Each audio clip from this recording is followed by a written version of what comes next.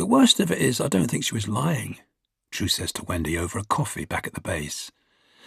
And now I've got to go in and tell Rose that.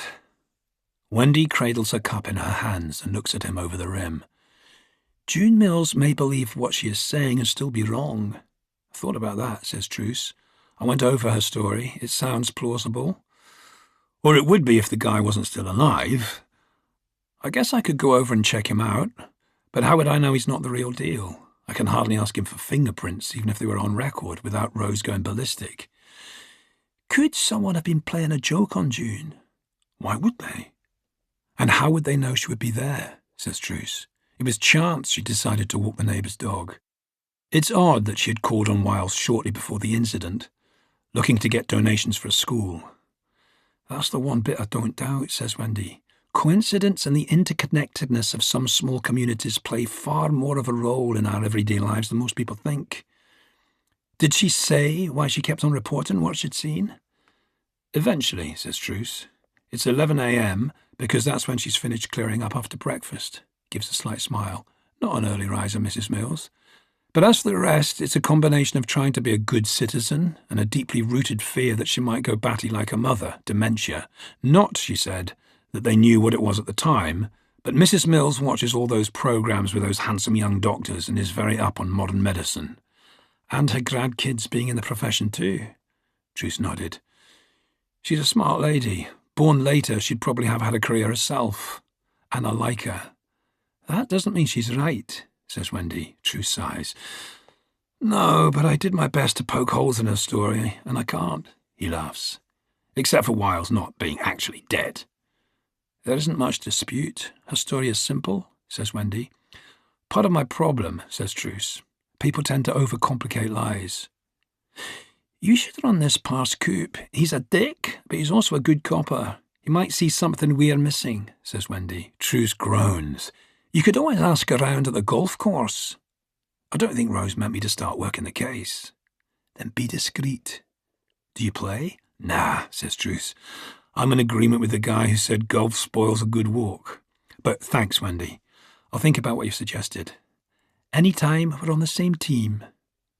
Truce manages to dodge Rose for the rest of the day. He's found, to his astonishment, the civilian police have even more paperwork to do than the military police. He hunkers down at a desk in the corner and ploughs through reports. When Truce eventually escapes, back home Leighton is lounging in front of the telly, shouting the answers to questions in an afternoon quiz show. The voice of the over-cheery host chimes irritatingly against his mood. Are you ever going to turn that bloody thing off?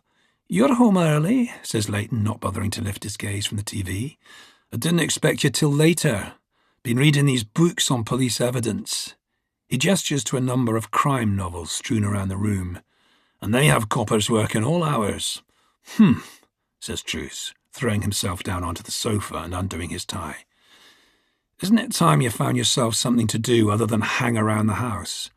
Why? Asks Leighton. Truce struggles to think of a reason Leighton will find good enough. Apparently contributing to the bills isn't a good reason.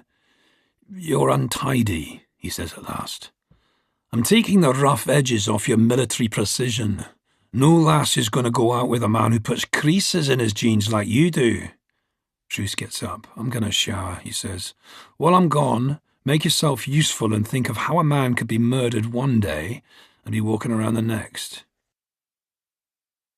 Truce is in the kitchen rolling up the edges of the paper bag with his salmon and herbs, when suddenly hearing the word doppelganger makes him jump. What? He says.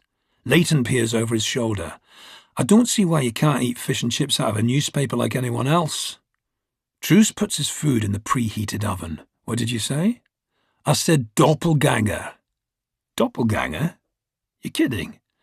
Doppelganger, a mythological term, a supernatural double. Says Truce. Although, continues Leighton, it's probably more likely he's a ghost or been brought back from the dead by modern medicine or voodoo. I suppose he could have been resuscitated and have partial amnesia, says Truce thoughtfully. They might have thought he was dead from the blow on the head, but he could have come round later. But that wouldn't explain why he's suddenly walking around again when they called on the fellow at home. That would depend on how thorough they were. I'd lay you odds they didn't look into voodoo zombies. Truce rolls his eyes. I'm guessing not. Interesting fact, says Leighton. Zombies do exist, or did, among those who believed in voodoo. And bear in mind that voodoo practices are based around Christian beliefs. What are you... People were afraid of voodoo priests. They believed they could resurrect the dead alongside all the cursing and stuff. They give their victims a poison that slowed their heartbeats and paralyzed them. Everyone, including the victim, thought they were dead. So when the voodoo priest digs them up, they think they're a zombie and become a slave to the black magician. Power of mind over matter. Tetrodotoxin, says Truce. Not readily available on Stirlingshire's black market. Leighton looks disappointed. Would make a cool case though, wouldn't it? Truce shrugs. There's no reason to believe civilian policing will be any more exciting than military work. Fewer bombs, says Leighton meaningfully. Yeah, says Truce with a heavy sigh. There is that. I fancy a whiskey. While Truce is waiting for his dinner to cook, he runs through the details of the case with Leighton. It's not surprising that when they found the guy alive, everyone wrote off Juna's Batty, says Leighton. Truce nods. But she isn't lying, I'm sure of it. That doesn't mean she was right, says Leighton. Yeah, I know, says Truce. You're the second person to say that to me. He goes through to the kitchen to get his supper out of the oven. Maybe she's one of those people who aren't good at faces, suggests Leighton. Or maybe she doesn't think granny glasses will go with a leopard skin ensemble. Truce barks a loud laugh and almost drops his tray of salmon. Couldn't you have saved that till I had the fish on the dish? There's a song about that, says Leighton. No, says Truce, do not go there. But I have a lovely singing voice. Yeah, says Truce with a grin. I remember when those camels started following you, they liked it so much. Leighton smiles. You have to admit that was kinda cool. Like I could talk to the animals. Truce walks back into the living room, slamming the door behind him in Leighton's face. He sets his dinner down on the coffee table, picks up the remote, and starts flicking through the channels. Ooh, says Leighton, approaching from behind. Action movie, let's watch. Truce's stomach turns as a shootout scene plays on screen. He flips the channel to a gardening program. I want to watch this, he says firmly. We don't even have a garden, says Leighton. Truce ignores him. He forks over flakes of his fish. He's nailed it tonight. Perfect-looking, pink flesh. Yet he can't bring himself to take a bite. His mind replays the flash of the movie he just saw, over and over. So much blood, falling softly on his face. Aren't you going to eat that? Says Leighton, jolting Truce back to reality. Truce holds out the plate. You want it? Leighton wrinkles his nose. Give me a pasta pie with mince, he says. I like traditional food.